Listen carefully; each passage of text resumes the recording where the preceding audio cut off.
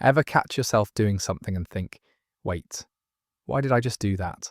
Like reaching for your phone before your eyes are fully open, or buying something you didn't need just because it was on sale, or feeling anxious when you see an unread notification. Here's the thing, you're not random, you're not broken, and you're definitely not alone. There's a hidden architecture behind every choice you make, every habit you can't break, and every impulse you can't explain. And once you see it, you can't unsee it. Today we're pulling back the curtain on your own mind. We're diving into the psychology of everyday behavior, the invisible forces that make you you, and we're going deeper into what's actually happening inside your brain when these patterns take over. By the end of this, you'll understand why you do, what your brain is doing behind the scenes.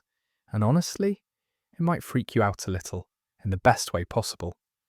Now, before we begin, please take a moment to like and subscribe, but only if you genuinely enjoy what I'm doing here. Also, let me know in the comments where you're tuning in from and what time it is there. It's great to see how these psychological deep dives connect people from around the world. Now, let's start with something simple. This morning when you got ready, did you think about which shoe to put on first? Probably not. Did you consciously decide how to hold your toothbrush? Or in what order to get dressed? Again, probably not. That's because roughly 40 to 45% of our daily actions aren't actually decisions at all. They're habits.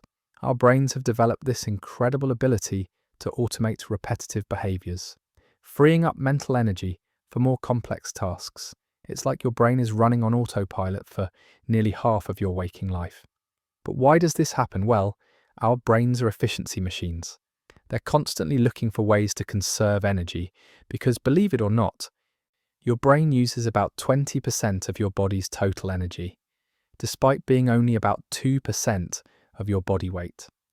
That's a lot of fuel for a relatively small organ. So to save energy, your brain creates these neural pathways, like well-worn trails through a forest. The first time you do something new, like learning to drive or using a new app, it requires a lot of conscious thought. You're blazing a new trail through dense woods. But each time you repeat that action, the path becomes clearer, easier to follow. Eventually, it becomes a highway, and you can travel down it without even thinking about it. This is what neuroscientists call automaticity. And it's not just about physical actions. It applies to thoughts, emotional reactions, and even social behaviors. That quick judgment you make about someone based on their appearance. That defensive feeling when someone criticizes you. Many of these responses are happening automatically, triggered by patterns your brain has learned over years. Now, here's where it gets interesting. These automatic behaviors are controlled by a part of your brain called the basal ganglia, which is located near the center of your brain. Meanwhile, your prefrontal cortex, the area right behind your forehead, is responsible for conscious decision-making and planning. When you're forming a new habit, your prefrontal cortex is highly active, carefully monitoring everything. But as the behavior becomes routine, the basal ganglia takes over, and your prefrontal cortex can focus on other things. This is why you can drive home while thinking about what to make for dinner, or why you can have a conversation while walking.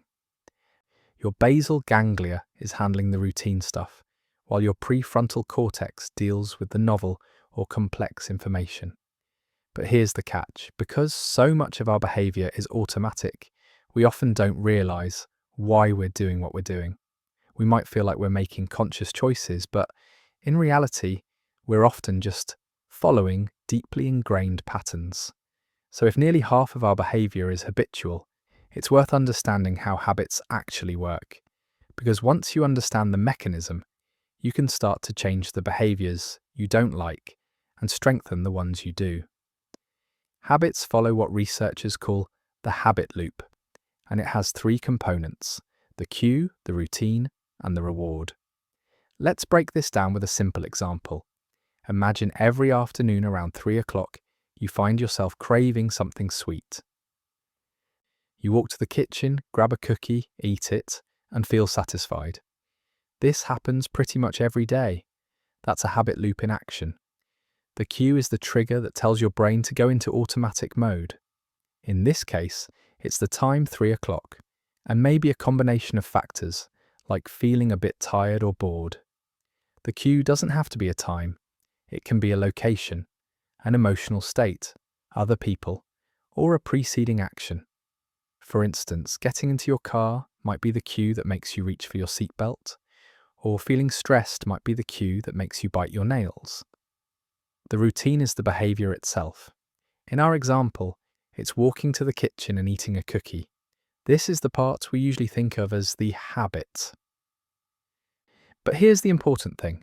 The routine is actually the least important part of the habit loop when it comes to changing behavior. The real power is in the cue and the reward. The reward is what your brain gets from the routine. It's the reason your brain decides this sequence is worth remembering and repeating. Now here's where many people get confused. The reward isn't always obvious. In our cookie example, you might think the reward is the taste of the cookie, the sugar rush or satisfying hunger, but research shows that the real reward is often something more subtle. Maybe the real reward is the break from work, the physical movement of walking to the kitchen, or the moment of social interaction if there are other people there. The reward might even be the brief mental distraction from a challenging task. Understanding what the actual reward is can be the key to changing a habit. Charles Duhigg, who wrote extensively about habits, describes a fascinating experiment. Researchers were trying to understand why some people exercised regularly while others didn't. They discovered that people who exercised consistently had learned to crave something from the workout, but it wasn't always what you'd expect. Some craved the endorphin rush, sure, but others craved the sense of accomplishment, the feeling of getting stronger, or even just the satisfaction of checking exercise off their to-do list.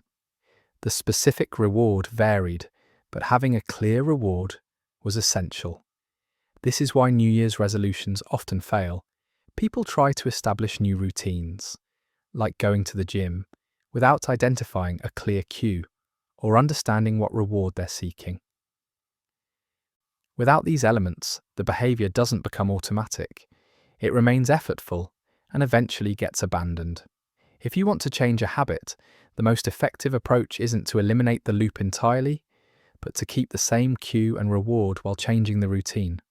So if you want to stop the afternoon cookie habit, you need to identify what you're really getting from it. If it's a break from work, maybe the new routine is taking a short walk instead. If it's the sugar, maybe it's eating fruit. If it's social interaction, maybe it's chatting with a colleague. The cue and reward stay the same, only the middle part changes. This is much easier than trying to use willpower to suppress the entire habit. Willpower is like a muscle, it gets tired, but if you work with your brain's natural tendency to form habits rather than against it, you can create lasting change. Now let's talk about something that affects literally every decision you make. Cognitive biases. These are systematic patterns of deviation from rational judgment. In simpler terms, they're mental shortcuts that help us make quick decisions, but sometimes lead us astray. Your brain processes about 11 million pieces of information every second. Yes, 11 million, but your conscious mind can only handle about 40 to 50 bits of information per second. So your brain has to filter aggressively, deciding what deserves your attention and what doesn't. To do this efficiently, it relies on cognitive biases, these quick and dirty rules of thumb that help you navigate the world without getting overwhelmed. The problem is, these mental shortcuts are based on patterns from our evolutionary past, and they don't always serve us well in the modern world. Let's look at some of the most common and influential ones. First, there's confirmation bias. This is our tendency to search for, interpret, and remember information in a way that confirms what we already believe. Imagine you think that people are generally selfish. You'll tend to notice examples of selfish behavior and overlook acts of kindness. Or if you believe you're bad at math, You'll remember the times you got a problem wrong and forget the times you got it right. Confirmation bias affects everything, from how we consume news to how we perceive our relationships. If you believe your partner is inconsiderate, you'll notice every time they forget to do something, but you might overlook the dozens of thoughtful things they do each week. This bias keeps our worldview stable, which feels comfortable, but it also prevents us from seeing reality accurately and growing. Then there's the availability heuristic. This is the tendency to overestimate the likelihood of events that are easily recalled. If something comes to mind easily, we assume it must be common or important. This is why people often fear plane crashes more than car accidents, even though you're far more likely to be in a car accident. Plane crashes are dramatic, widely reported, and easy to remember. Car accidents are so common, they barely make the news unless they're particularly severe. The availability heuristic also affects personal decisions. If you know someone who got sick from eating seafood, you might avoid seafood, even if millions of people eat it safely every day.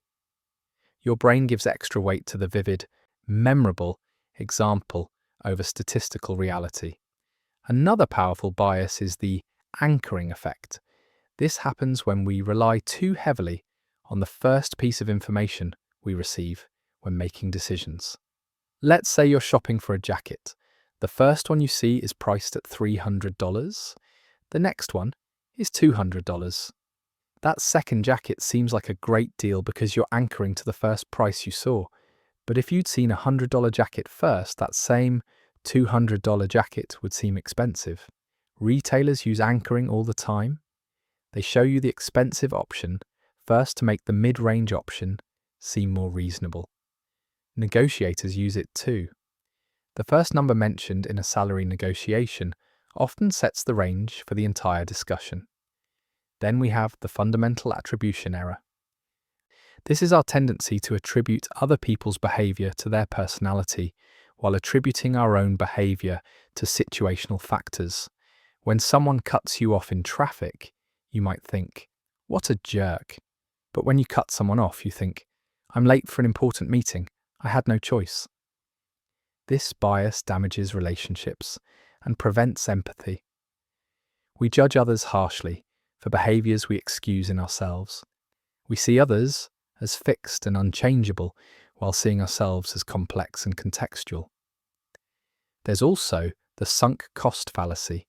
This is the tendency to continue investing in something because of the resources you've already invested, even when it no longer makes sense. You stay in a movie you're not enjoying because you already paid for the ticket. You continue a project you've lost interest in because you've already spent weeks on it. You remain in situations that don't serve you because of the time you've already invested. Rationally, past costs shouldn't influence future decisions. What matters is whether continuing makes sense from this point forward. But our brains hate waste and we feel an irrational pressure to justify past investments. And let's not forget the bandwagon effect. Our tendency to do or believe things because many other people do. This is why trends spread, why restaurant reviews matter so much, and why social media likes influence our perception of content. We're social creatures, and we use the behavior of others as a shortcut for determining what's good, right, or true. The problem is, popularity doesn't equal quality or accuracy.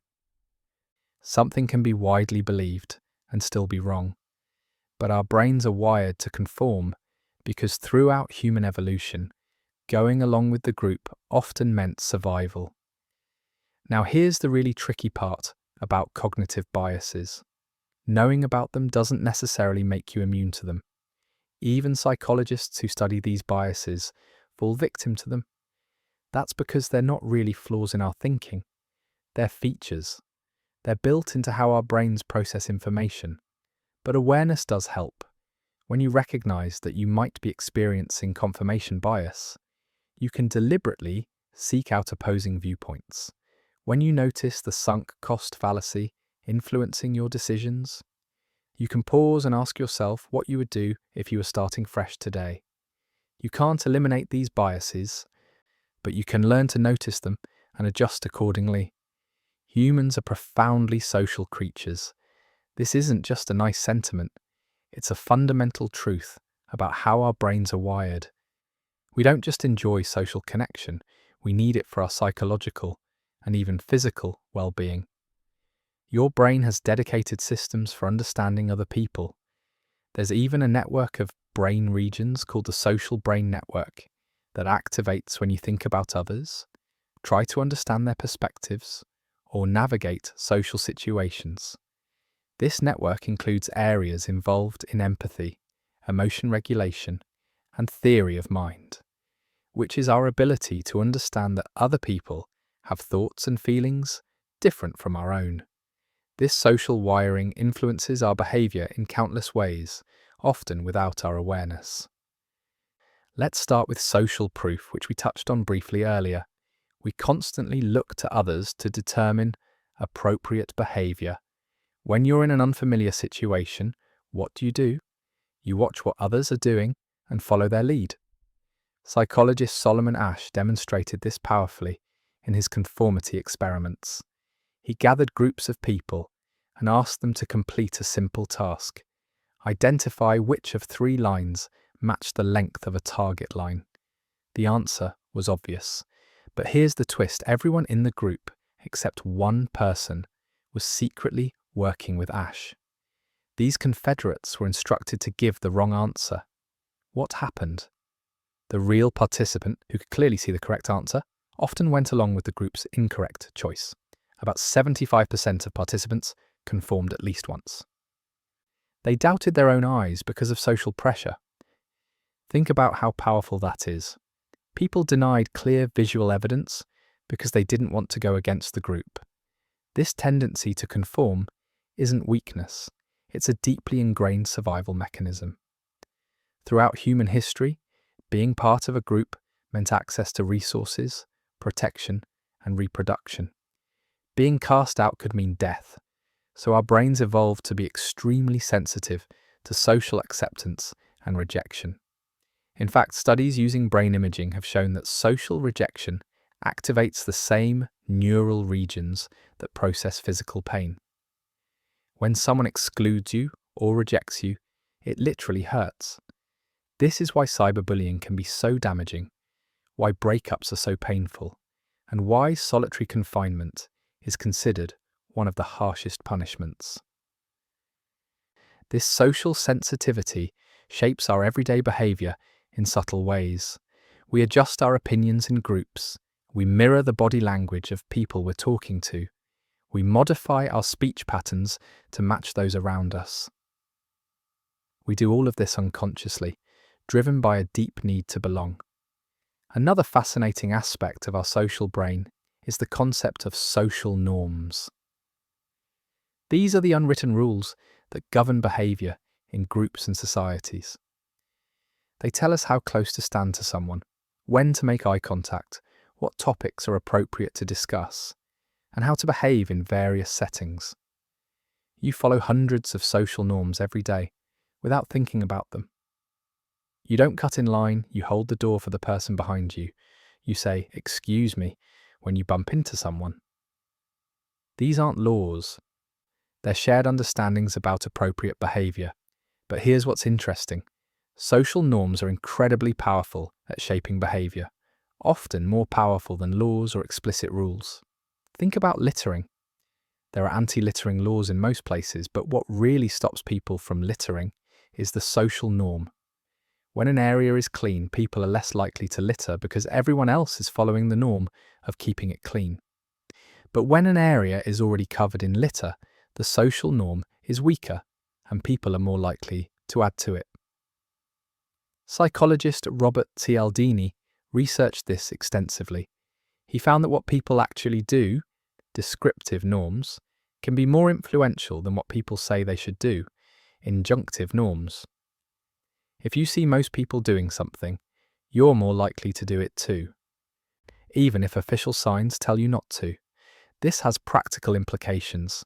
If you want to encourage certain behaviours, highlighting what most people do can be effective. For instance, telling hotel guests that most guests reuse their towels leads to higher towel reuse than simply asking them to help the environment. The social norm is more persuasive than the abstract principle. We're also deeply influenced by reciprocity, the social norm that says if someone does something for you, you should do something for them in return. This isn't just politeness, it's a fundamental rule of human interaction that exists in every culture studied. When someone gives you a gift, you feel obligated to give something back. When someone does you a favor, you want to return it. This creates social bonds and cooperation, which historically helped human groups function. But it also makes us vulnerable to manipulation. Salespeople know that if they give you something for free, even something small like a sample, you'll feel a subtle pressure to buy. That's the principle of reciprocity at work. There's also the concept of social identity theory.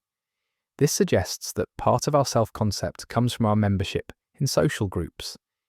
You might identify as a fan of a certain sports team, a member of a profession, a resident of a particular place, or part of a community. These group memberships give you a sense of belonging and self-esteem. But there's a downside.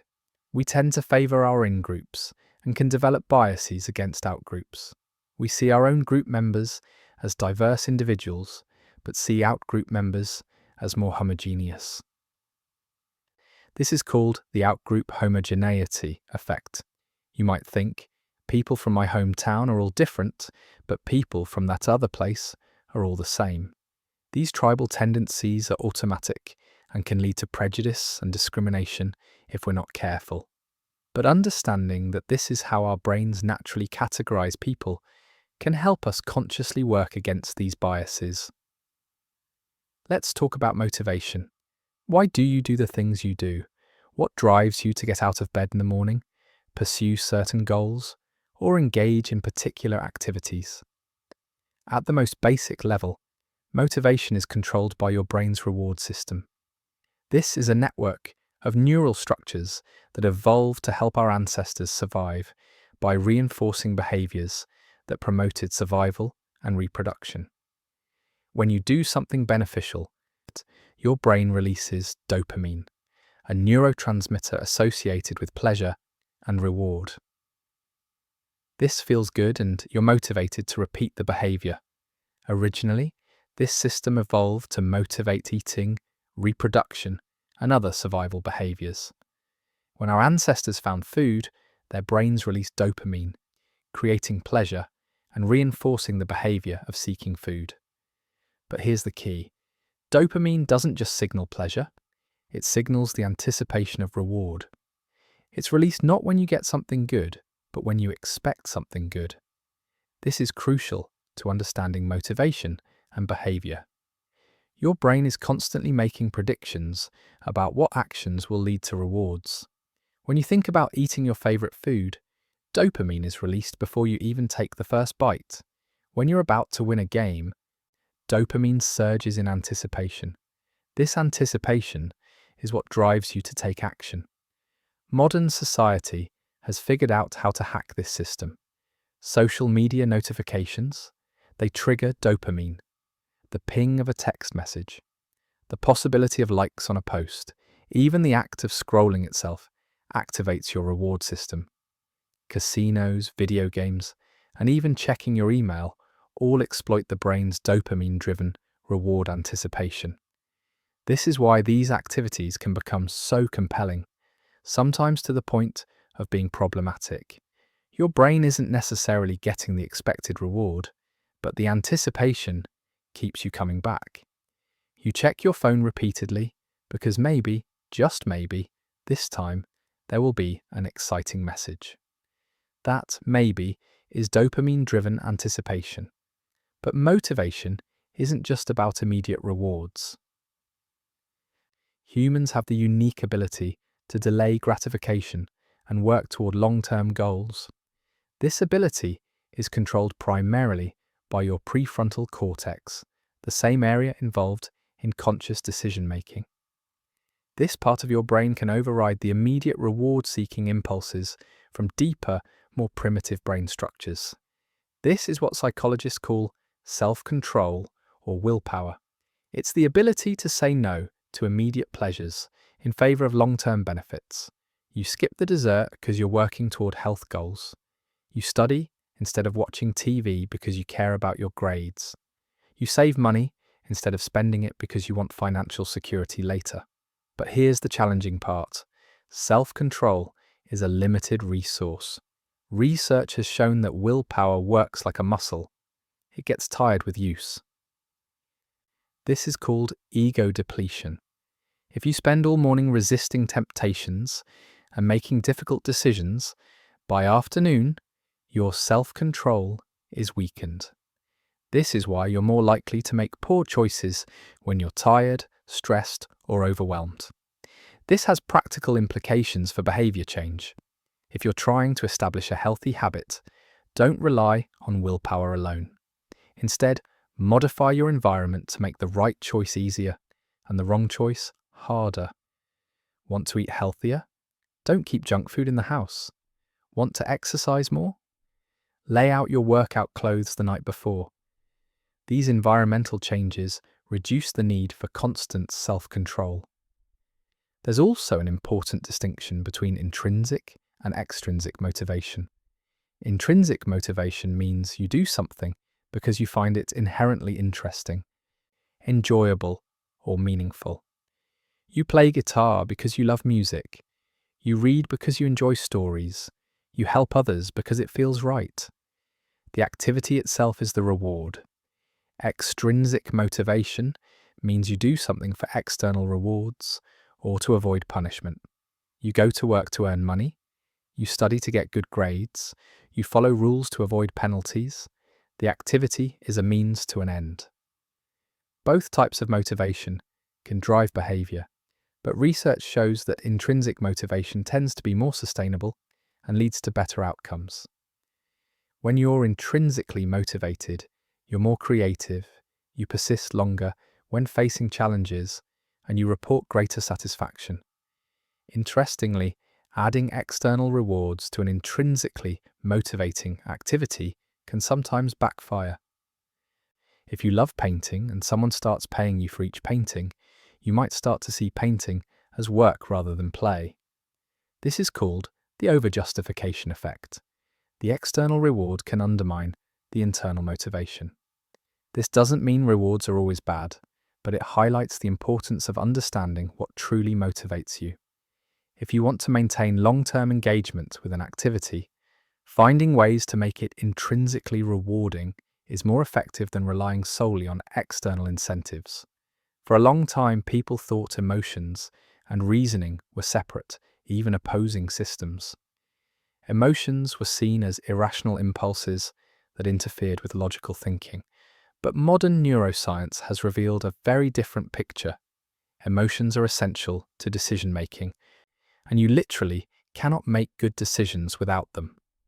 This insight came partly from studying people with damage to the parts of the brain involved in processing emotions. These individuals could reason logically, solve math problems, and explain the pros and cons of different options. But when it came to actually making decisions, especially about personal matters, they were paralyzed. They would deliberate endlessly over trivial choices without being able to commit to an answer. Why? Because emotions serve as a guidance system. They're your brain's way of quickly summarizing past experiences and flagging what matters. When you're making a decision, your emotional systems are running in the background, signaling which options feel right and which feel wrong based on your history and values. Think about buying a house. You can analyze square footage, compare prices, calculate commute times, and evaluate schools. But ultimately, when you walk into a place, you get a feeling. That feeling is your brain rapidly processing thousands of subtle cues and comparing them to your past experiences and preferences. It's not irrational, it's efficient. This is what researcher Antonio Damasio calls the somatic marker hypothesis. Somatic means related to the body, and these markers are emotional signals that help guide decisions. When you consider an option, your body generates subtle feelings, maybe a slight sense of unease or a hint of excitement. These feelings are markers from your experience helping you navigate choices. But emotions don't just help us decide, they also shape what we pay attention to and remember. When you're happy, you tend to notice positive things in your environment and recall happy memories. When you're anxious, you become hyper-aware of potential threats and remember past worries. Your emotional state acts like a filter, colouring your perception of the world. This is called mood-congruent memory and attention. It's why when you're feeling down, everything seems to confirm that the world is difficult. It's not that reality has changed. It's that your emotional state is directing your attention to information that matches how you feel. This can create feedback loops. Feeling sad makes you notice sad things, which makes you feel sadder. Understanding this can be empowering.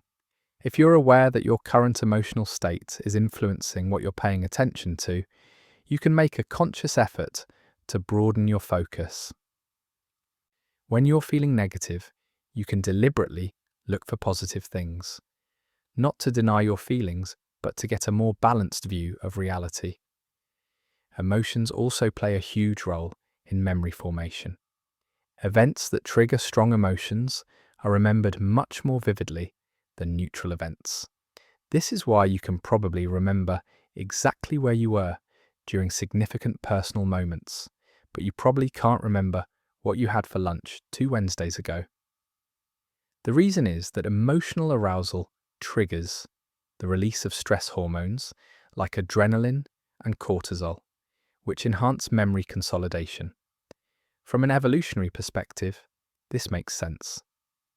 Remembering emotionally significant events, especially dangerous or rewarding ones, helped our ancestors survive. If something scared you once, you better remember it so you can avoid it in the future. But this can also lead to distorted memories. Strong emotions make memories vivid, but they don't necessarily make them accurate. You might remember an event very clearly, but still get details wrong.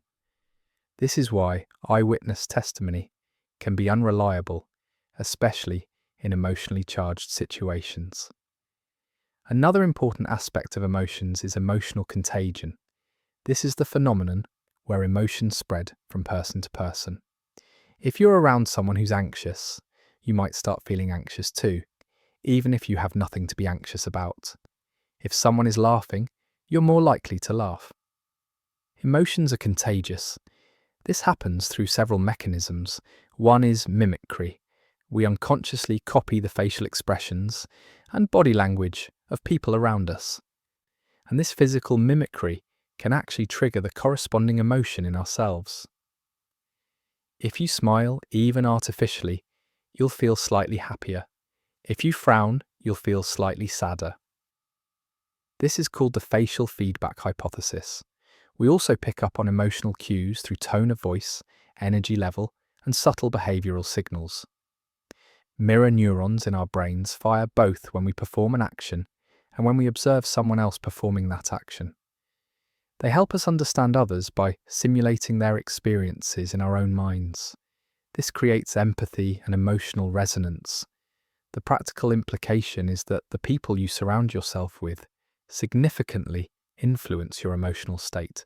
If you spend time with anxious or negative people, you'll tend to feel more anxious and negative.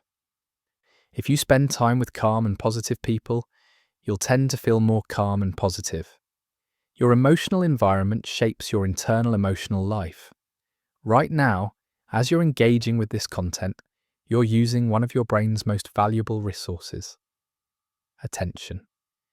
And attention is much more limited than most people realize. At any given moment, you're surrounded by thousands of potential things you could pay attention to: sounds, sights, physical sensations, thoughts, memories, and emotions. But you can only consciously focus on a tiny fraction of that information. Your attention is like a spotlight, illuminating a small area while leaving everything else in darkness. This selective nature of attention has profound implications for how you experience reality. What you pay attention to literally shapes your experience of life. Two people can be in the same situation and have completely different experiences based on what they're paying attention to. One person at a party might focus on interesting conversations and feel energized. Another might focus on awkward moments and feel uncomfortable. Same party, different attention, different experience. This is why mindfulness has become such a popular topic. Mindfulness is essentially attention training. It's the practice of deliberately directing your attention to the present moment without judgment. Research has shown that regular mindfulness practice can actually change brain structure, strengthening areas involved in attention regulation and emotional control. But in our modern world, attention has become a battleground. Companies and platforms are competing for your attention because attention equals money. The average person checks their phone around 100 to 150 times per day. That's not because you have 150 important reasons to check. It's because technologies are designed to capture and hold your attention. Social media platforms use variable reward schedules, the same psychological principle that makes gambling addictive. Sometimes you check and there's something exciting, sometimes there's nothing.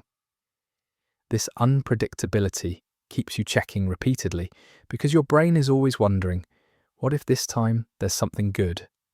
Email, news, and even design elements on websites are optimized to grab attention. Bright colors, notification badges, autoplay videos, these aren't accidents. They're deliberate choices based on psychological research about what captures human attention. The cost of this constant attention switching is significant. Every time you switch your attention from one task to another, there's a cognitive cost. It takes time and mental energy to reorient. If you're trying to focus on work but you're also monitoring your phone, responding to messages, and checking social media, you're not actually multitasking. You're rapidly switching between tasks, and each switch comes with a cost. Research has shown that these constant interruptions can reduce productivity by up to 40%. They also increase stress and reduce the quality of your work. Deep, focused attention is when you do your best thinking, your most creative work, and your most meaningful learning. But deep focus requires sustained attention without interruption, something that's increasingly rare in modern life. There's also the concept of attention residue. When you switch from task A to task B, part of your attention remains thinking about task A. If you're working on a report, then check your email. Then return to the report. Part of your mind is still processing the emails you just read. Your attention is divided, and your performance on the report suffers. This is why batching similar tasks together and setting aside dedicated focus time can be so effective. Instead of constantly switching between email, messages, and work, you might designate specific times to check communications and other times for focused work. This reduces attention residue and allows for deeper engagement. Another important aspect of attention is what psychologists call attentional bias.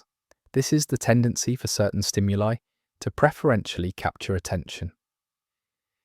For example, if you're anxious, you'll tend to notice potential threats more readily. If you're excited about buying a new car, you'll suddenly see that model everywhere. Your emotional state and current goals shape what captures your attention. This can create problems. If you have social anxiety, you might be hypervigilant to signs of disapproval or rejection, causing you to notice every ambiguous facial expression or tone of voice. This captures your attention and reinforces your anxiety, even when most of the social cues are actually neutral or positive. But understanding attentional bias also creates opportunities. You can deliberately train your attention. If you practice noticing positive things, acts of kindness, moments of beauty, you'll start to automatically notice them more often. This isn't about ignoring problems. It's about creating a more balanced view by consciously directing attention. Humans are storytelling creatures. We don't just experience events, we create narratives about what they mean. And these narratives profoundly influence our behavior and well-being. Your brain is constantly generating explanations for why things happen. When something occurs, good or bad, you automatically try to make sense of it by creating a story. These stories involve attributing causes, imagining intentions, and drawing conclusions about what events mean. The problem is, our explanatory stories aren't always accurate. In fact, they're often heavily influenced by our existing beliefs, current mood, and cognitive biases. But once we create a story, we tend to believe it and act as if it's true. This is called confabulation, and it happens more than you might think. Your brain fills in gaps in memory and understanding with plausible sounding explanations that feel true but might not be. You do this unconsciously and then believe your own explanations. For example, imagine you send a message to a friend and they don't respond for several hours.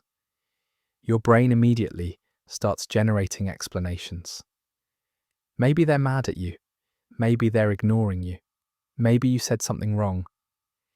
These stories create emotional responses, anxiety or hurt feelings, even though you have no actual information about why they haven't responded yet. The true reason might be completely mundane. They're busy or didn't see the message, but your brain has already committed to an interpretation. Psychologist Martin Seligman researched what he called explanatory style, the habitual way people explain events to themselves.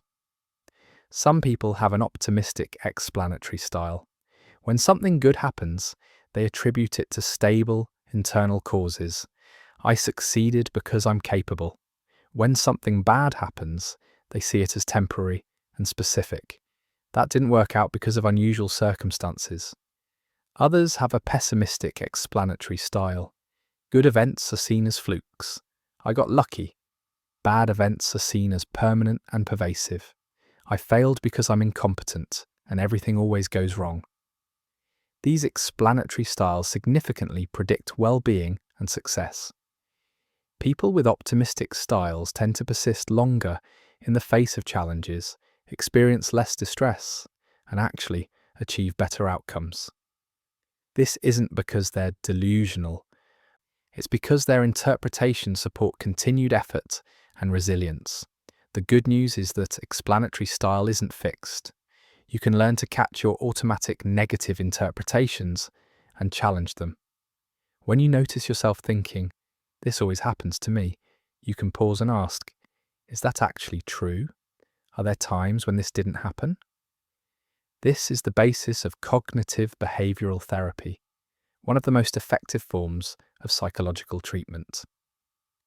CBT is built on the idea that it's not events themselves that determine how we feel, but our interpretations of those events. By identifying and challenging unhelpful thought patterns, we can change our emotional responses and behaviors. Another important concept is the narrative identity. This is the story you tell about who you are. It's not just isolated memories. It's a coherent narrative that connects past events, explains the present, and projects into the future. Your narrative identity shapes your sense of self and guides your behavior. For instance, if your narrative is, "I'm someone who gives up easily," you're more likely to quit when things get difficult. But if your narrative is, "I'm someone who persists through challenges," you're more likely to keep trying. These narratives become self-fulfilling because they influence your choices. The fascinating thing is that you can revise your narrative. You can look back at past events and construct different meanings. Maybe something you saw as a failure can be reinterpreted as a learning experience. Maybe a difficult period you endured demonstrates resilience rather than victimhood. Same events, different story, different implications for who you are and what you're capable of. This isn't about denying reality or creating false memories. It's about recognizing that there are multiple valid ways to interpret most experiences. The story you choose to tell matters because it shapes your future behavior. If you see yourself as someone who learns and grows, you'll approach new challenges differently than if you see yourself as fundamentally limited. Psychologists sometimes call this process narrative therapy, helping people identify the dominant narratives in their lives and consider alternative stories that might be equally true but more empowering. You're not changing what happened, you're changing what it means. We often think of behavior as coming from within, from our personality, values, or conscious choices. But research consistently shows that environment has a much larger influence on behavior than most people realize. The spaces you inhabit, the objects around you, and even subtle environmental cues can dramatically shape what you do. This is called situationism in psychology, the idea that situations often matter more than personality in determining behavior. One of the most famous demonstrations of this was the Stanford prison experiment, though I should note this study has been criticized for methodological issues. Still, countless other studies have shown how powerfully situations shape behavior. Let's look at something simpler and more everyday. Studies on eating behavior have found that people eat more when they use larger plates and bowls. It's not that they're hungrier, it's that the visual comparison makes a normal portion look smaller on a big plate, so they serve themselves more. Same hunger, different plate, different behavior. The same principle applies to countless situations. People are more likely to recycle when bins are conveniently located. They're more likely to take the stairs when they're prominently positioned and the elevator is out of sight. They eat more snacks when they're visible on the counter versus stored in a cupboard. These environmental influences happen automatically, without conscious awareness. You don't think, there's a large plate, therefore I should eat more. You just do it. The environment nudges your behavior in subtle but powerful ways. This has led to a growing interest in what's called choice architecture, the design of environments to make certain choices easier or more likely. For instance, when healthy foods are placed at eye level in a cafeteria and less healthy options are less visible, people choose healthier meals without feeling restricted. The choices haven't been eliminated, they've just been structured differently. Understanding environmental influence is empowering because it means you can change your behavior by changing your surroundings. Want to watch less TV? Don't have one in your bedroom? Want to read more? Keep books in visible, accessible places. Want to reduce spending? Unsubscribe from promotional emails and delete shopping apps from your phone. These aren't about willpower, they're about environmental design. You're creating a context that makes the desired behavior easier and the undesired behavior harder. This works with your brain's natural tendencies rather than fighting against them. Social environment is equally important. The behaviors, attitudes, and norms of the people around you significantly influence your own behavior. This happens through several mechanisms we've discussed: conformity, social norms, and modeling. There's a powerful concept called the Pygmalion effect, or self-fulfilling prophecy. When others have certain expectations of you, those expectations can actually change your behavior in ways that confirm them. If people believe you're competent and capable, they treat you that way, which makes you feel more confident and perform better, which confirms their initial belief. The opposite is also true. If people have low expectations, their behavior toward you can undermine your performance. This has been documented in educational settings, workplace environments, and interpersonal relationships. The practical lesson is to be mindful of the social environments you choose, the people you spend time with, the communities you're part of, and the cultures you participate in all create contexts that shape your behavior and sense of self. If you want to change, sometimes the most effective approach is to change your environment, both physical and social. Modern life offers unprecedented choice. You can choose from hundreds of breakfast cereals, thousands of movies, millions of books, and countless careers, relationships, and lifestyles. This abundance of choice seems like it should make us happier. After all, freedom to choose means we can find exactly what suits us best, right? But research by psychologist Barry Schwartz and others has revealed a paradox. More choice can actually make us less satisfied, more anxious, and less likely to commit to decisions. This is called the paradox of choice. When you have too many options, several things happen.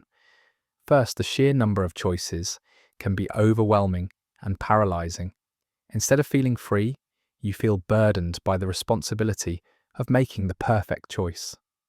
This can lead to decision fatigue, where you become so exhausted by making choices that you either avoid deciding altogether or make poor choices. Think about trying to choose something to watch on a streaming service with thousands of options. You might spend 30 minutes scrolling through possibilities, unable to commit to anything, eventually settling on something you don't really want or giving up entirely. If there were only 10 good options, you'd choose faster and probably enjoy your selection more. Second, when you finally do choose from many options, you're more likely to experience regret and second-guessing. With fewer options, you can more easily convince yourself you made the right choice. But with hundreds of alternatives, you can always imagine that something else might have been better. This leads to what Schwartz calls counterfactual thinking, imagining alternative scenarios and outcomes. Even when your choice is objectively good, the awareness of all those other possibilities can diminish your satisfaction. You might be happy with your purchase, your decision, or your path, but you can't help wondering if a different choice might have been even better. This is called the opportunity cost of choice. Third, more choices raise expectations.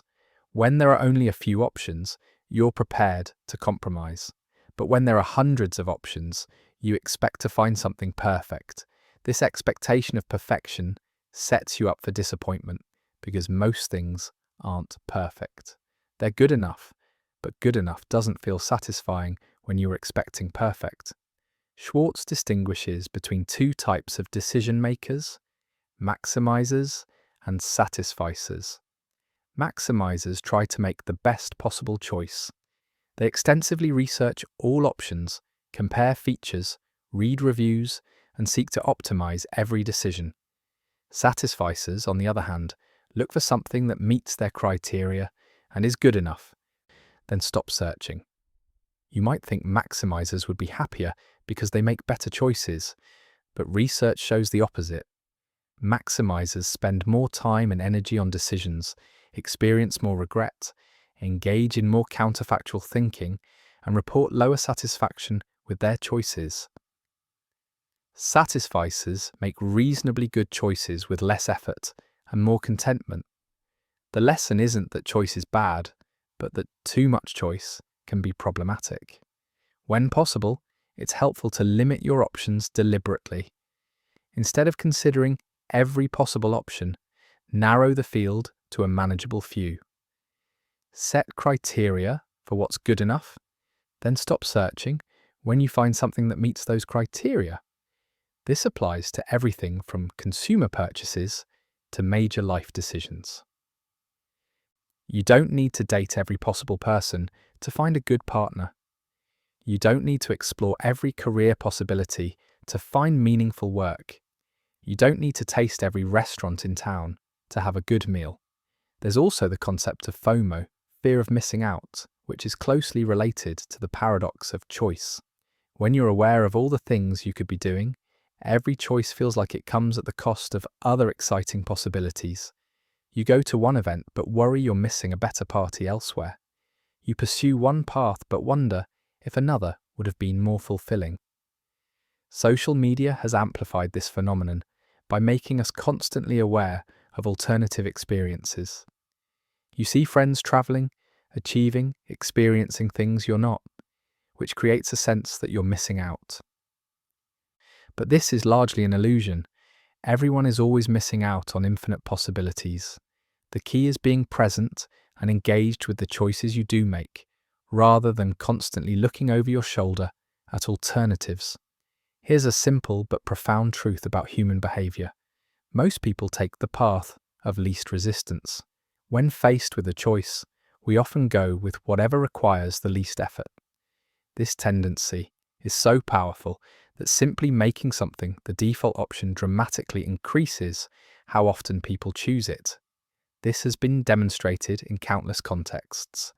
Countries with opt-out organ donation programs, where everyone is automatically a donor unless they actively decline, have much higher donation rates than countries with opt-in programs where you have to actively sign up. Same choice, different default, dramatically different outcomes. The same principle applies to retirement savings. When companies automatically enroll employees in retirement plans with the option to opt out, participation rates are much higher than when employees have to actively choose to enroll.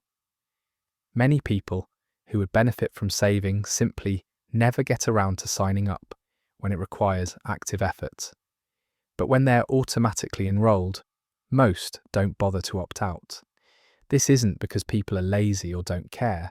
It's because of what behavioral economists call status quo bias. We tend to stick with the current state of affairs even when changing might be beneficial. Making a change requires effort, creates uncertainty, and feels like taking action with associated responsibility. Staying with the default feels safer and easier. There's also an implicit endorsement in defaults. When something is presented as the default option, we often interpret it as the recommended or normal choice. If a form has boxes already checked, we assume those are what most people choose or what experts recommend. The default carries implicit social proof and authority. Understanding the power of defaults has practical applications for your own life. If you want to establish a new behavior, make it the default. Want to save more money? Set up automatic transfers from checking to savings so saving happens without a decision. Want to exercise regularly?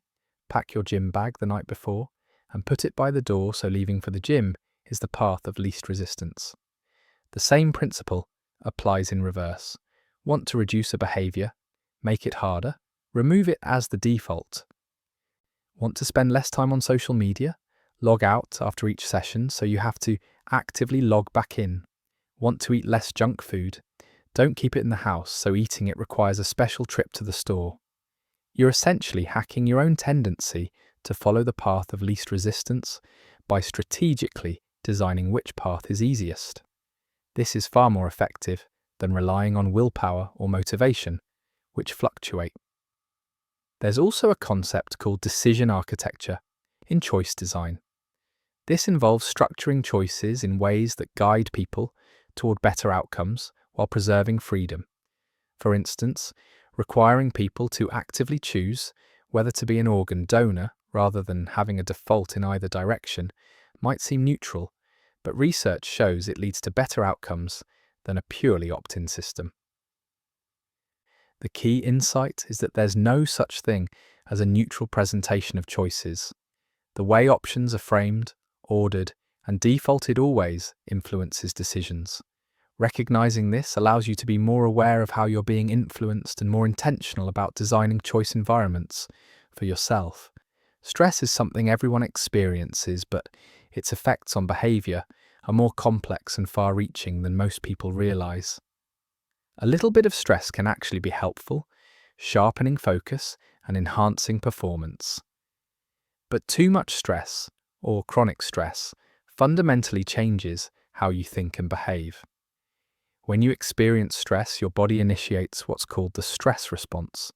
Your sympathetic nervous system activates, releasing hormones like adrenaline and cortisol. Your heart rate increases, your breathing quickens. Blood flow redirects to major muscles, and your senses sharpen. This is the fight or flight response, an evolutionary adaptation that helped our ancestors deal with immediate physical threats. In the moment of danger, this response is helpful. It mobilizes your body's resources for action.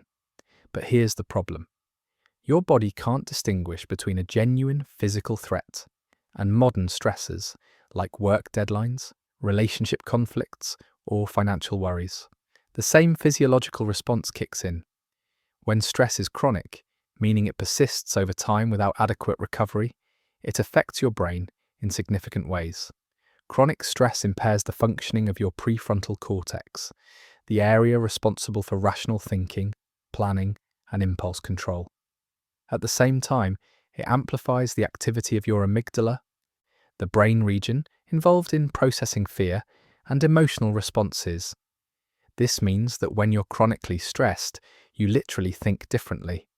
You become more reactive and emotional, less able to regulate impulses, worse at problem solving, and more likely to make poor decisions. You're also more likely to fall back on habits and automatic behaviors because the brain areas that would normally override automatic responses are impaired. This is why stress makes it harder to stick to positive behavior changes.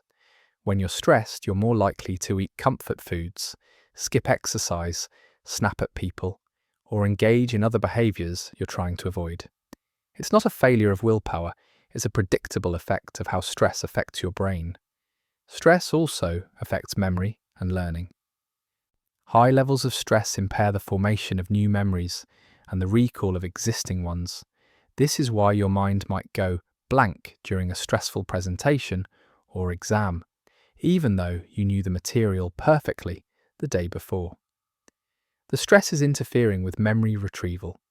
Interestingly, stress also affects risk perception and decision-making in complex ways. Some research suggests that acute stress makes people either more risk-averse or more risk-seeking, depending on the type of decision and the individual. The key point is that stress changes your decision-making, usually not for the better. So what can you do about this? First, recognizing the effects of stress on your behavior is valuable. When you notice yourself making impulsive decisions, struggling with self-control, or feeling unusually emotional, ask yourself if stress might be a factor. This awareness can help you pause and compensate for stress's effects. Second, developing stress management strategies is crucial. This doesn't mean eliminating all stress, which is impossible and wouldn't even be desirable. It means building practices that help your nervous system recover and restore balance. This might include physical exercise, which metabolizes stress hormones, relaxation techniques like deep breathing or meditation, social connection, time in nature, or engaging in activities you find restorative. Third, when you're going through particularly stressful periods, lower your expectations for other areas of life. If you're dealing with a stressful situation at work, this isn't the time to also try to establish 5 new habits, renovate your house, and train for a marathon. Be strategic about where you direct your limited resources. Finally, understand that some stress responses are adaptive, not pathological. Feeling nervous before a presentation isn't a problem to be solved. It's your body preparing you to perform. Reframing stress as activation or preparedness rather than threat can actually change how your body responds to it. Research shows that people who view stress as helpful rather than harmful show healthier physiological responses and better performance under pressure. When people think about behavior change, they often focus on dramatic transformations. Lose 50 pounds, completely overhaul your diet, run a marathon, write a novel. These big goals are inspiring, but they can also be overwhelming and lead to inaction. Sometimes the most effective approach is to think smaller. Small wins are exactly what they sound like, minor accomplishments that demonstrate progress. They might seem insignificant individually, but they create momentum and confidence that leads to bigger changes. This concept has been researched extensively in organizational psychology, but applies equally to personal behavior change. Here's why small wins are so powerful. First, they're achievable. When a goal feels overwhelming, you might not even start. But when the first step is small and manageable, you're much more likely to take it. Once you've taken that first step, you've broken the inertia. You're no longer someone who's thinking about change, you're someone who's changing. Second, small wins provide immediate feedback. You don't have to wait months to see if your efforts are working. You get quick confirmation that you're capable of following through, which boosts your confidence and motivation. This creates a positive feedback loop. Success leads to confidence, which leads to more effort, which leads to more success. Third, small wins change your identity. Every time you complete a small positive action, you're casting a vote for the type of person you want to be. Want to become a reader? Read one page. Want to become a writer? Write one sentence. These tiny actions might not produce immediate results, but they're shaping your self-concept. You're gathering evidence that you're the kind of person who reads, who writes, who exercises, who eats healthily. Author James Clear, who wrote extensively about habits, suggests focusing on making behaviours so small that you can't say no. Can't commit to exercising for an hour? Commit to putting on your workout shoes? Can't write a whole chapter? Write one paragraph. The point isn't that one paragraph is sufficient, it's that getting started is the hardest part. Once you start, you often continue beyond the minimum. This principle also works because it removes the need for motivation. You don't need to feel motivated to read one page or write one sentence. It's so small that you can do it, even when you don't feel like it. And often, once you start, you build momentum and do more than the minimum. But even if you don't, you've still maintained the identity and the streak. There's also research on what's called the Zeigarnik effect, our tendency to remember incomplete tasks better than completed ones. When you start something, even in a small way, your brain wants to complete it. Starting creates psychological tension that pushes you toward finishing. This is why starting is often the most important step. Small wins are also more sustainable than dramatic changes. When you try to change everything at once, you're more likely to burn out and revert to old patterns. But small changes can be maintained indefinitely, and they compound over time. Making your bed every morning seems trivial, but over months and years, this tiny habit can contribute to a sense of order and accomplishment that affects other areas of life. The math of small improvements is striking. If you improve by just 1% every day, by the end of a year, you'll be 37 times better. This is the power of compound growth. Tiny improvements aren't dramatic, but they're sustainable, and they add up to remarkable results over time. The key is to focus on the process rather than the outcome. Instead of fixating on losing 50 pounds, focus on the daily behaviours, eating vegetables with each meal, taking a 10-minute walk. The outcome will take care of itself if you get the process right. And the process is built from small, consistent actions. Almost everyone procrastinates sometimes, but for many people, it's a persistent pattern that causes significant stress and undermines their goals. Understanding why we procrastinate is the first step toward managing it more effectively. The common assumption is that procrastination is about laziness or poor time management. But psychological research reveals something more complex. Procrastination is primarily about emotion regulation, not time management. We procrastinate to avoid uncomfortable feelings. Think about a task you've been putting off. Why haven't you done it? Probably not because you don't know how or don't have time. It's because thinking about the task triggers uncomfortable emotions. Anxiety about doing it well, boredom with the topic, resentment about having to do it, or fear of failure. Procrastination is a way to temporarily escape these feelings. The problem is, procrastination only provides short-term relief. The task doesn't go away. It sits in the back of your mind, creating ongoing stress. As deadlines approach, the anxiety intensifies. Eventually, you have to complete the task, often in a rushed and stressful way, which confirms your negative feelings about it. This creates what researchers call the procrastination cycle. Negative feelings lead to avoidance, which leads to temporary relief, which reinforces the avoidance behavior.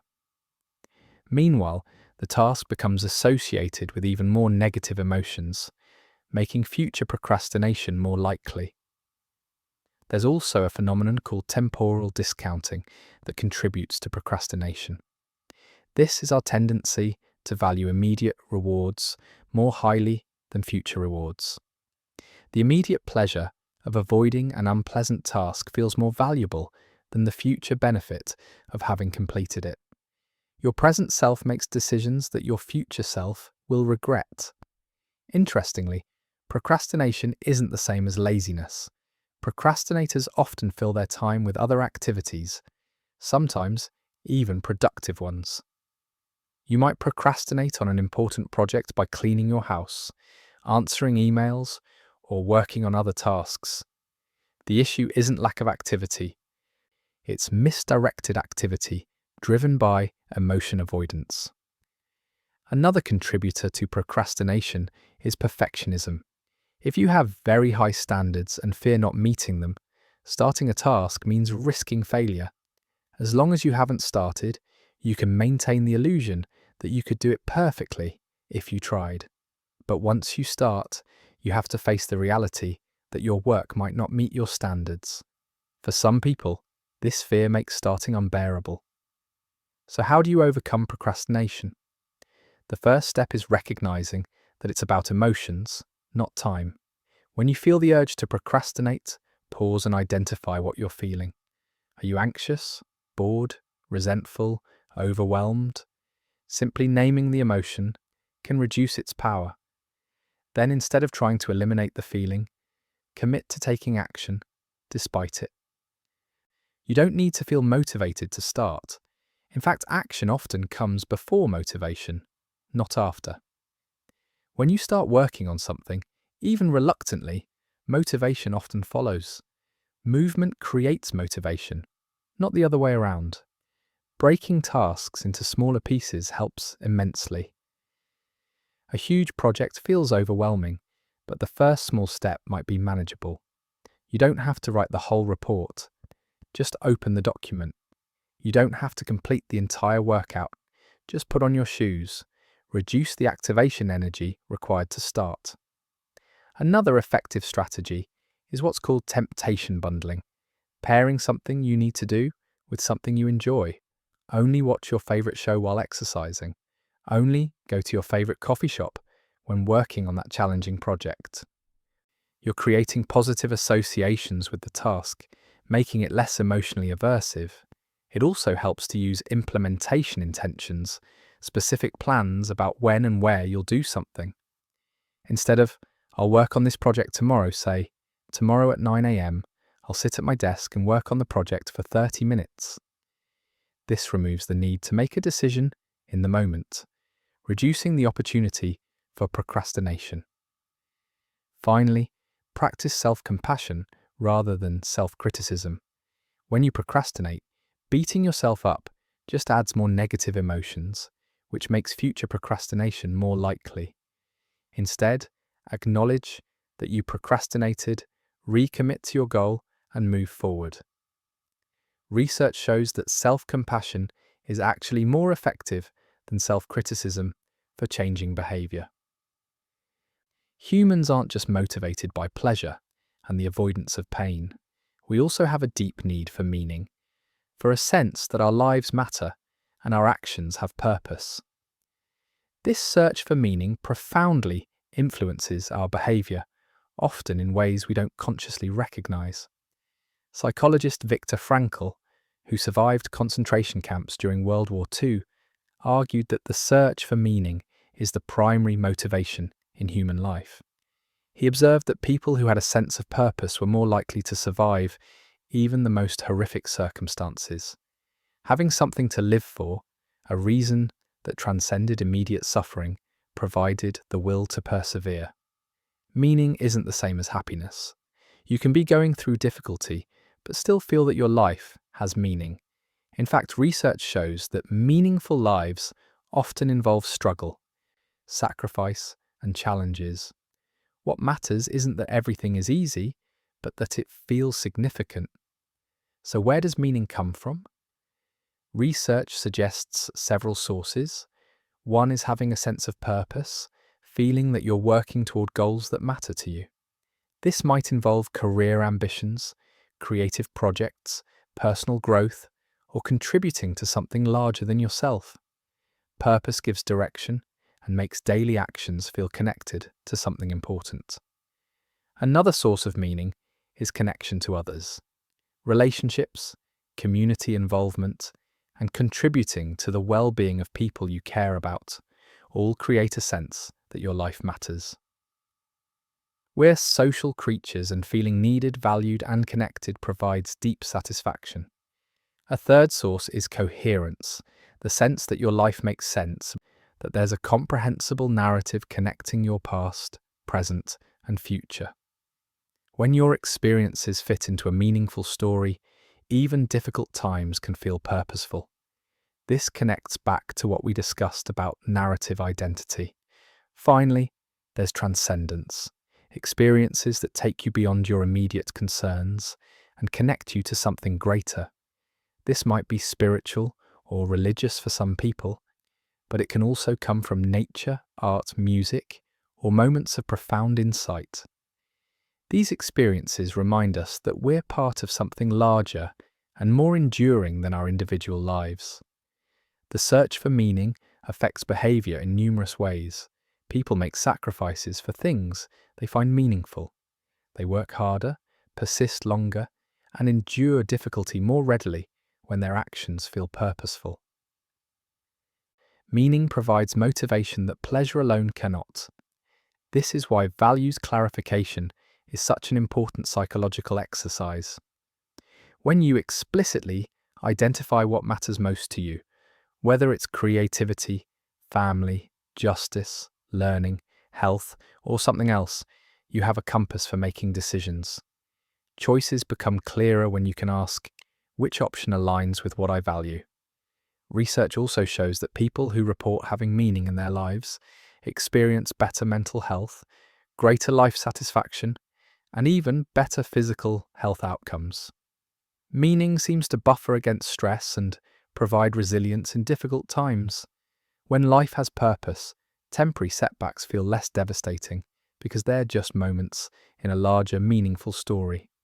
But meaning isn't something you find lying around, like a lost object. It's something you create through your choices and interpretations. You decide what matters to you, what you care about, and how you want to live. Even people in very constrained circumstances can find meaning by choosing how they respond to their situation and what they make of their experience.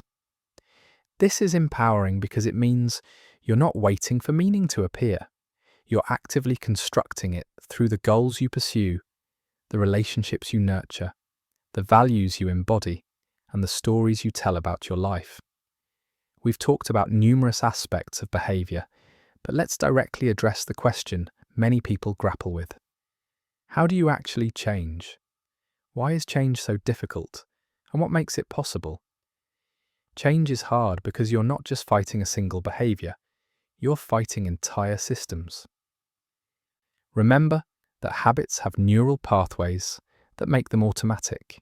You're fighting years of reinforcement, you're fighting environmental cues, you're fighting social expectations, you're fighting your own identity as someone who does X or doesn't do Y. But change is also possible. People transform themselves all the time.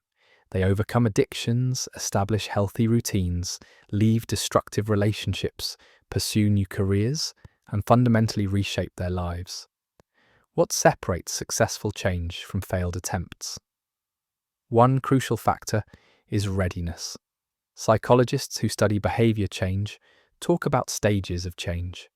Before you're ready to actually change, you go through stages of contemplation, thinking about change, and preparation, planning for change. Trying to force action before you're truly ready often leads to failure and discouragement. How do you know if you're ready? One sign is that you're thinking more about the benefits of changing than the costs. Another is that you have specific plans rather than vague intentions. I should exercise more is contemplation. I'm going to walk for 20 minutes every morning at 7 a.m. is preparation moving toward action. Another key factor is self-efficacy, your belief that you're capable of making the change. If you don't believe you can do it, you probably won't try very hard, and you'll give up quickly when you encounter obstacles. Building self-efficacy involves starting with small successes that prove to yourself that change is possible. This is where those small wins we talked about earlier become crucial. Each small success strengthens your belief that you can change, which increases your likelihood of continued efforts. Success breeds success. Social support also matters tremendously. Trying to change in isolation is much harder than changing with support. This might mean finding people who are working towards similar goals, telling trusted friends or family about your intentions, or joining communities centered around the behavior you're pursuing. Social support provides accountability, encouragement, and belonging. It's also important to understand that setbacks are normal and don't mean failure. Most successful change involves lapses, moments when you revert to old patterns. The difference between people who ultimately succeed and those who don't isn't that successful people never slip up. It's that they don't let a lapse become a collapse. When you have a setback, practice what psychologists call getting back on the horse. Don't wait until Monday or next month to resume your efforts. Don't spiral into self-criticism and give up. Acknowledge the setback, learn from it if possible, and immediately resume your new behavior. The faster you bounce back, the less damage the setback causes. Another important principle is replacing rather than just eliminating. If you're trying to stop a behavior, it's helpful to identify what need that behavior was meeting and find a healthier way to meet that need. We talked about this with the habit loop. Keep the cue and reward, change the routine. Pure elimination leaves a void, and old behaviors rush back to fill it. Changing your environment is often more effective than trying to change your willpower. If you want to drink less, don't keep drinks in the house. If you want to focus better, work in spaces without distractions. If you want to eat healthier, shop for groceries with a list and don't go down the snack aisle. Design your environment to support your goals. Mindset also matters. Carol Dweck's research on growth mindset shows that people who believe abilities and behaviors can be developed through effort are more likely to persist in the face of challenges than people who believe traits are fixed. If you think, "I'm just not a morning person," you'll never become one. But if you think, "I haven't developed morning routines yet," change becomes possible. Finally, connect your desired changes to your larger sense of identity and meaning. Why do you want to change? How does this change align with who you want to be and what you value? When behavior change is connected to your core values and identity, it becomes more sustainable because it's not just about achieving a specific outcome, it's about becoming a certain type of person. Time influences our behavior in ways we rarely notice. How we perceive time, how much of it we think we have, and how we structure it all affect what we do. One fascinating aspect is time perspective, our tendency to focus on the past, present, or future. Some people are primarily past-oriented, dwelling on memories and experiences that have already happened. Others are present-oriented, focused on immediate experiences and sensations. Still others are future-oriented, constantly planning and thinking ahead. Each perspective has advantages and disadvantages. Past orientation can provide wisdom and connection to your history, but can also lead to dwelling on regrets or clinging to the way things were. Present orientation can create spontaneity and enjoyment, but can also lead to impulsivity and neglect of long-term consequences. Future orientation promotes planning and goal achievement, but can cause anxiety and prevent enjoyment of the current moment. Most psychologically healthy people can flexibly shift between time perspectives as appropriate. You can reflect on the past when it's useful, be present when it's important to engage with the moment, and think about the future when planning is needed. Problems arise when you're stuck in one perspective. Time perception also affects behavior. When you feel pressed for time, you make different decisions than when you feel you have plenty of it. Time pressure can impair judgment, increase stress, and lead to shortcuts and errors. But it can also increase focus and efficiency, eliminating procrastination and distractions. The relationship isn't simple. Interestingly, the perception of having time is often more important than the actual amount of time available. Two people with identical schedules might have very different experiences based on how much control they feel over their time. Autonomy over your time, the ability to choose how you spend it, is strongly associated with well-being. There's also the concept of time affluence versus time poverty. Time affluence is the feeling that you have sufficient time to do what you want and need to do. Time poverty is the chronic feeling of not having enough time. Research shows that time poverty is associated with stress, decreased well-being, and worse health outcomes, sometimes even more strongly than financial poverty. One contributor to time poverty is the psychological phenomenon of time inflation, our tendency to overestimate how long unpleasant tasks will take and underestimate how long pleasant activities will take. This skews our decisions. We avoid tasks we think will take forever, and we're surprised when enjoyable activities are over quickly. The way you structure time also matters. Having routines and schedules can reduce decision fatigue and create a sense of order, but too much structure can feel constraining. Having unstructured time allows for flexibility and spontaneity, but can lead to wasted time and procrastination.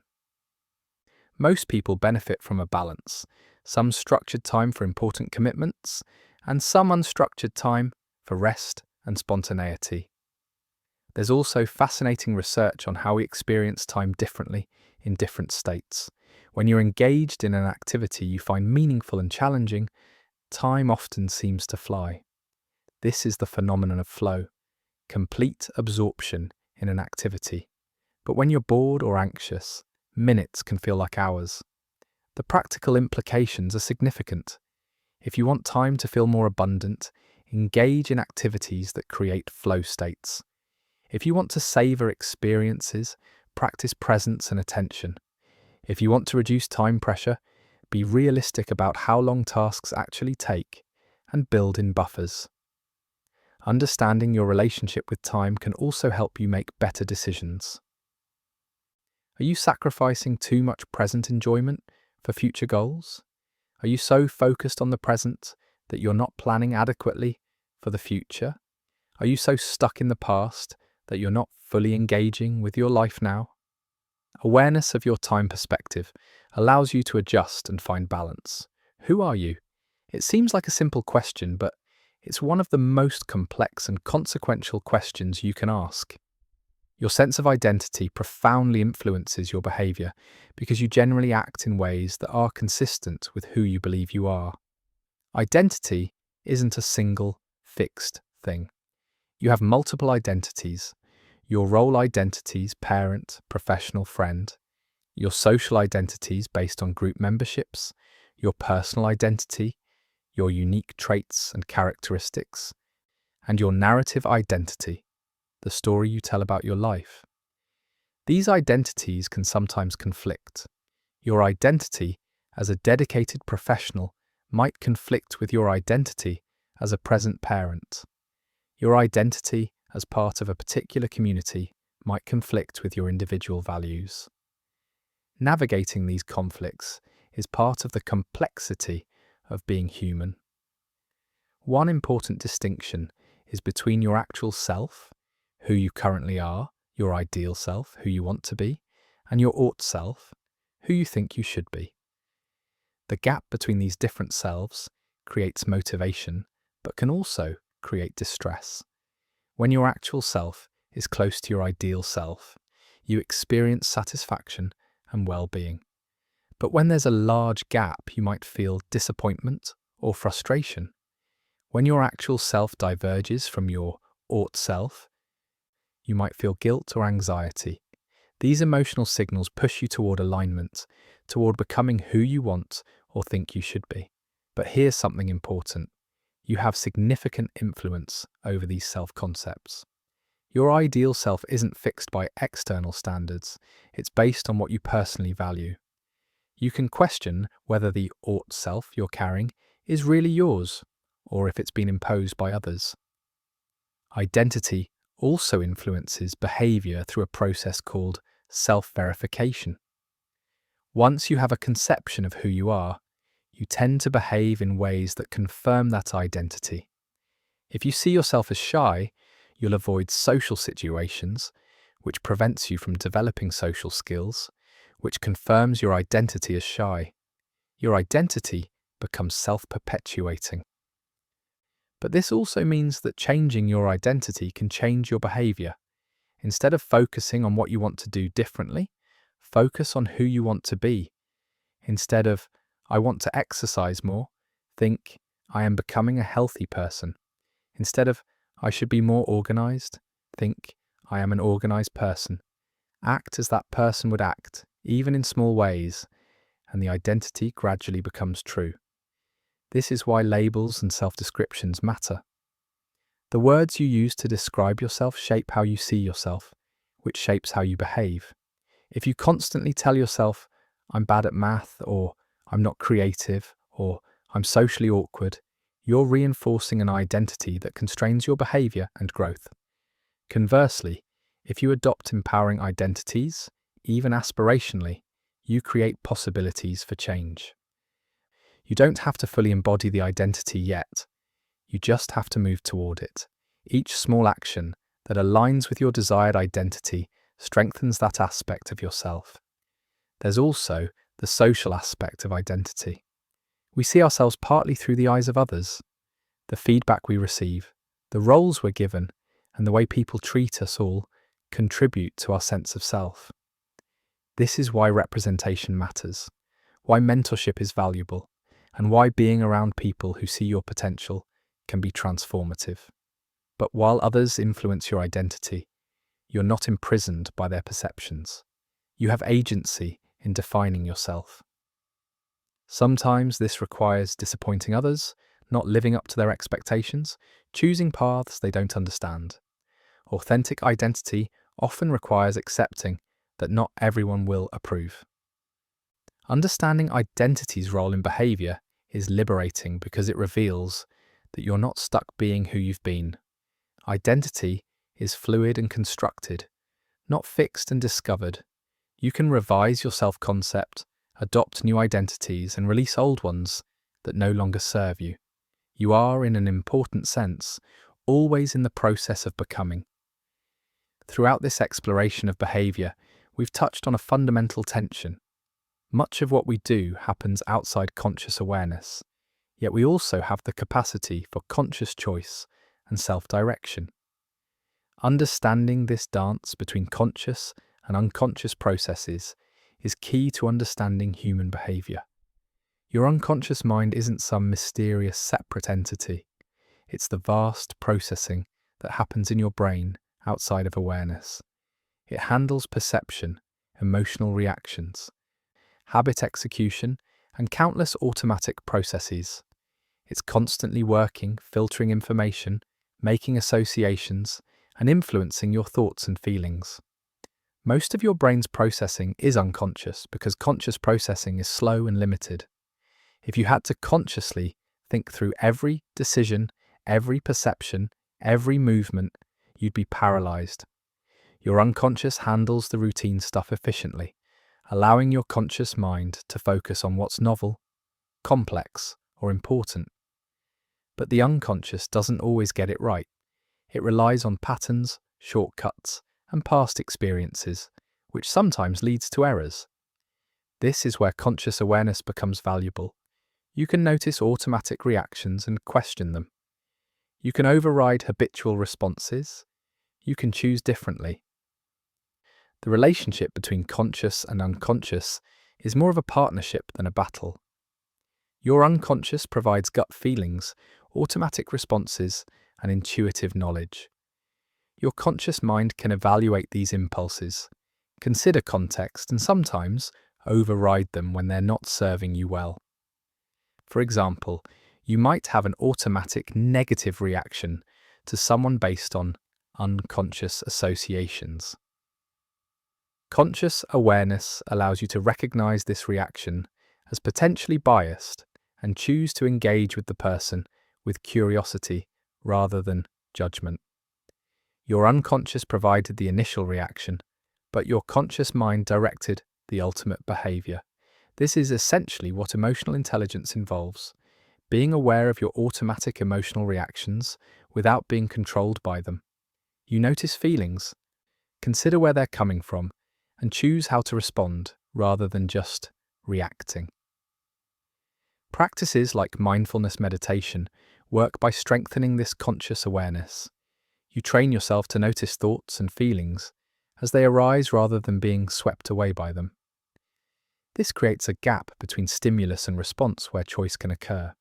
You're not eliminating unconscious processes, you're adding a layer of conscious observation and direction. There's also increasing recognition in psychology of the value of unconscious processing. Sometimes overthinking interferes with good decisions. Sometimes the best creative solutions come when you stop consciously trying to solve a problem and let your unconscious work on it. Sometimes your gut feeling knows something your conscious analysis hasn't figured out yet. The key is developing wisdom about when to trust unconscious processes and when to engage conscious deliberation. For routine, familiar situations, your unconscious is usually efficient and accurate.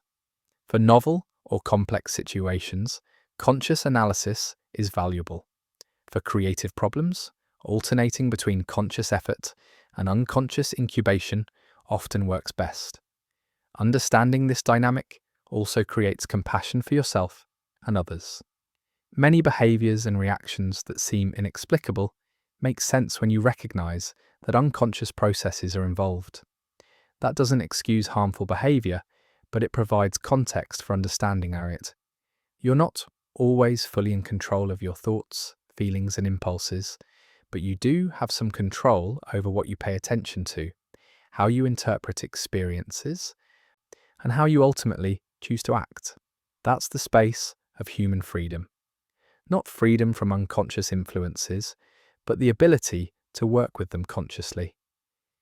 We've covered a lot of ground, exploring the psychology of everyday behavior, from the autopilot brain and habit loops to cognitive biases and the social brain, from motivation and emotion to choice, stress, meaning, and identity.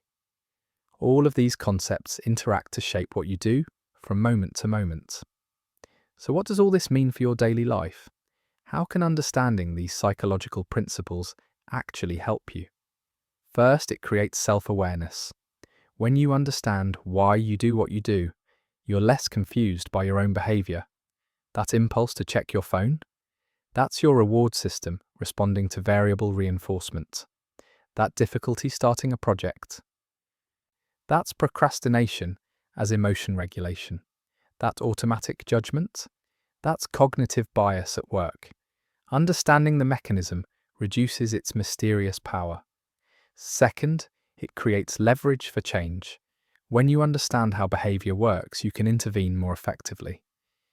Instead of relying solely on willpower, you can modify your environment, establish cue routine reward patterns, build identity, leverage social support, and work with your brain's natural tendencies rather than against them. Third, it creates compassion. When you recognize that everyone's behavior is shaped by psychological processes, cognitive biases, emotional states, and environmental influences, you're less likely to judge harshly. People, including yourself, are doing their best with the mental resources and circumstances they have. This doesn't excuse harmful behavior, but it contextualizes it. Fourth, it creates agency. Yes, your behavior is influenced by countless factors, many outside conscious awareness, but you're not powerless. You can strengthen your conscious awareness through practices like mindfulness. You can deliberately shape your environment and habits. You can choose how to interpret experiences and construct your narrative. You can decide what matters to you and align your behavior with those values. The human mind is both predictable and unique, both constrained by psychological principles and capable of remarkable flexibility. You're shaped by evolution, neuroscience, social forces, and personal history, but you're also capable of learning, growing, and changing in ways that transcend these influences. Understanding the psychology of everyday behavior isn't about becoming a perfect decision maker or eliminating all biases and automatic reactions. That's impossible and probably wouldn't even be desirable. It's about developing a richer understanding of yourself and others, making more intentional choices when it matters, and approaching life with curiosity rather than judgment. Every day, you make thousands of decisions and take thousands of actions.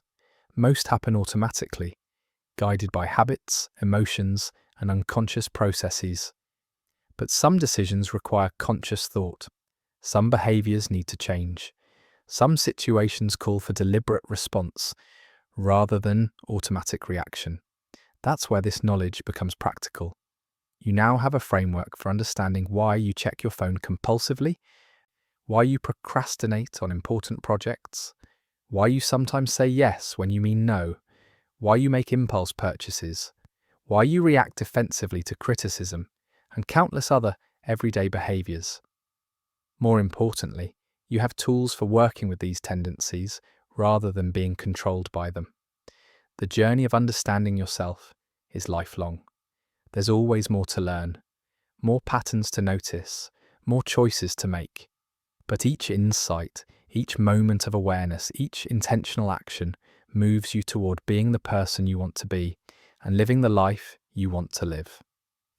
Your behavior isn't random, and it's not fixed. It's the result of countless interacting factors, many of which you can influence once you understand them. That's the profound promise of psychology, not just understanding why we do what we do, but using that understanding to live more intentional, meaningful, and satisfying lives. So, where does all this leave us? We've explored the hidden machinery of human behavior, the psychological principles that operate beneath the surface of everyday life. From the automatic habits that guide nearly half our actions to the cognitive biases that shape our judgments, from the profound influence of social connection to the complex interplay of emotion and reason. The picture that emerges is both humbling and empowering.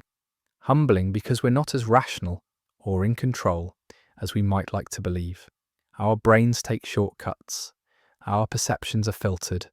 Our decisions are influenced by factors we don't consciously recognize. We are products of evolution, shaped by forces that prioritize survival over accuracy or happiness.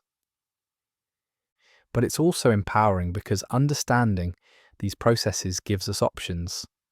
We can't eliminate our biases, but we can learn to recognize and compensate for them.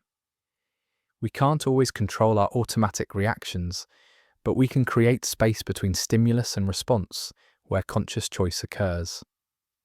We can't remake ourselves overnight, but we can make small changes that compound into significant transformation over time. The psychology of everyday behavior reveals that you're simultaneously more constrained and more free than you might think. More constrained because so many factors influence your behavior outside awareness. More free because understanding these factors allows you to work with them, design better environments, make more intentional choices, and gradually shape yourself in the direction you want to go. As you move through your daily life, remember that every behavior has reasons, even when they're not immediately apparent. Every person you encounter is navigating their own psychological landscape, shaped by their habits, biases, emotions, social contexts, and personal histories. This understanding can foster patience with yourself and others. You don't need to remember every principle we've discussed, but if you take away one insight, let it be this. You have more influence over your behavior than you might think, but not through force or willpower alone. Real change comes from understanding how your mind works and collaborating with it, not fighting against it. Thank you for exploring the psychology of everyday behavior with me. I hope this journey has given you new ways of understanding yourself and others, new tools for creating the changes you want, and new appreciation for the remarkable complexity of the human mind. Until next time, stay curious about your own behavior, compassionate with your struggles, and intentional about your choices. And remember, every moment is an opportunity to practice being the person you want to become.